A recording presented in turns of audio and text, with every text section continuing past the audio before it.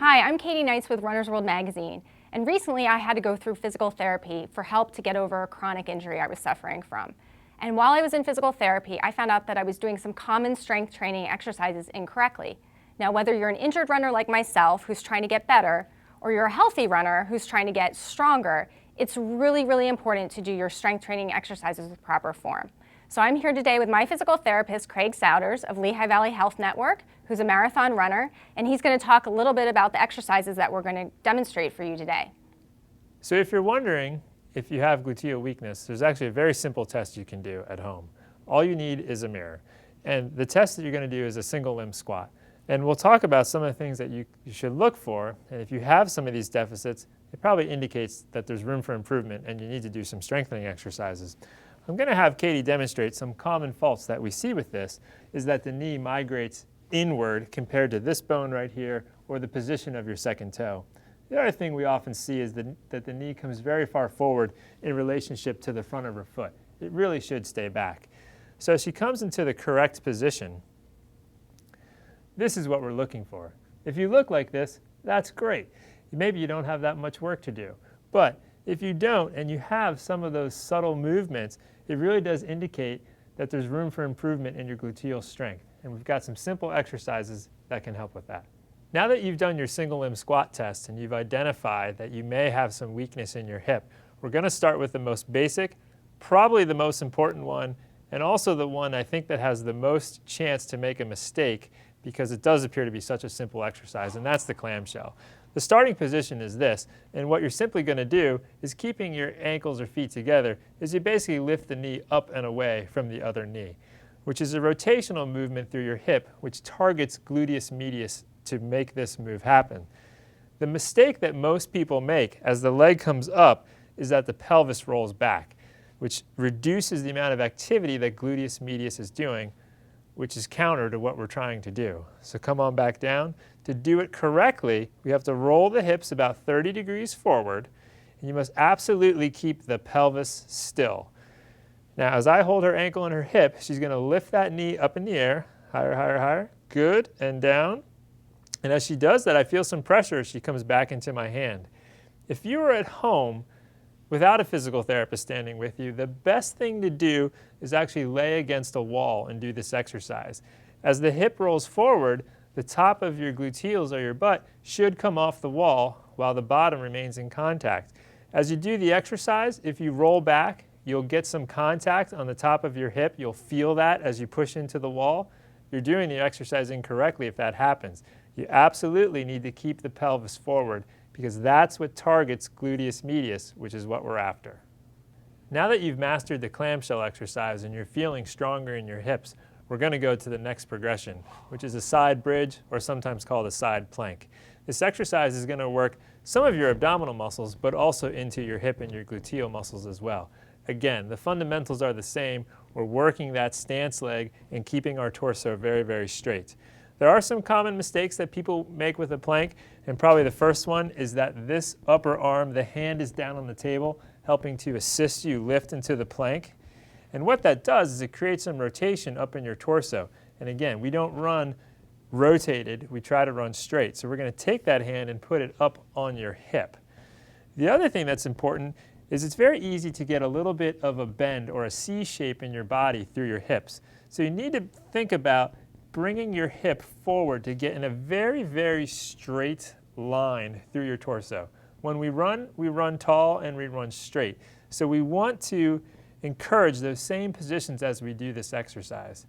As this exercise becomes easier and you feel good stability down here, you may want to add lifting this leg, which will force this leg to work in isolation, which is truly the functional movement for running. One leg on the ground at a time. Now that you've been practicing some of the more basic exercises on the table or the mat, it's time to progress towards a more functional movement for running, which is to get us into weight bearing. When we run, it's all about weight bearing stability in that one leg. And this is the next step to prepare these muscles very specifically for what you do when you're running. So the exercise is just a simple standing straight leg raise. The absolute important thing to realize in this exercise is the leg we're working is the leg you're standing on. It's not the leg that's moving. All of your energy and focus should be on what you're doing in this hip on the stance leg. I'm going to have Katie demonstrate some of the common mistakes that people make with this exercise, and then we'll go into the correct form. So one thing that people do is they will lean very much with their trunk. This is not how we look when we're running. We want to look straight through that torso, through that shoulder, over this bony prominence, down through the knee. The other thing that people do is that they'll throw the hip out to the side. And this is kind of a lazy way to do the exercise because we're not getting good activation out of the gluteal muscles. If we do it correctly, and she comes into a nice stable stance position, you just saw that hip elevate a little bit. Can you do that hip hike again? Just rest. That comes from contraction from this muscle right here. And I think it's helpful for patients sometimes to put their hand kind of right on that spot so you can feel that muscle contraction. As you do this exercise, and the key is moving the leg slowly, and it's not how far you move it, it's just that you move it. What you're actually focusing on is good contraction from the muscles right back here on your backside, kind of where your wallet would be, feeling those muscles contract, which is keeping your pelvis level during this exercise. We're going to look at the single limb squat, which is a very simple exercise you can do to strengthen your legs, but can also be used as a great test to see if you have a very common weakness that we find in runners, which is gluteus medius weakness, which is the muscle on the side of your hip. So I'm going to have Katie demonstrate actually kind of what not to do and what you don't want to see in a single limb squat, and that's the knee really coming inward. So what you do not want to see is this movement because it creates rotation through the thigh and then a counter rotation through the shin.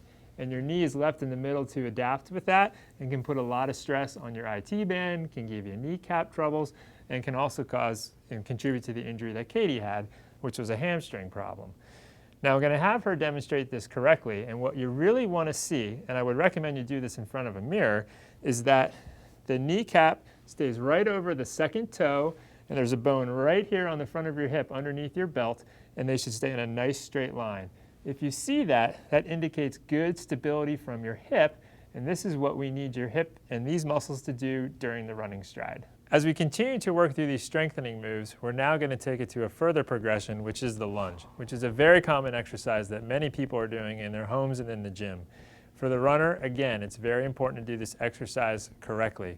What's significant about it for the runner is we're now going to take it through a much deeper range of motion than what you do in the running stride, but we want to build strength through a large amount of range of motion so that when you're running, you're able to run strong.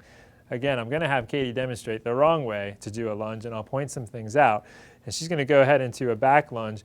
And probably the biggest mistake I see people make in the gym is that they really don't get that deep into their lunge. If you look at the angle in her hip, it's kind of shallow. She's not sinking down and getting a lot of bend in that hip. The knee also comes very much far forward over the toes, and the knee migrates inward. What we want to see, and go ahead and lunge back again, is that she sinks down. Again, that bony prominence, the knee and the second toe are very much in a line, and she has a nice, almost 90-degree angle at her hip. That gets good gluteal activation. If there's weakness in your glute medius, which is very important for the runner, that knee is going to want to migrate inward. I think it's a good mental note to think about almost pushing your knee outward just a little bit. It won't move outward, but you're just going to concentrate on moving it and thinking about going that direction, and that will keep it over your second toe.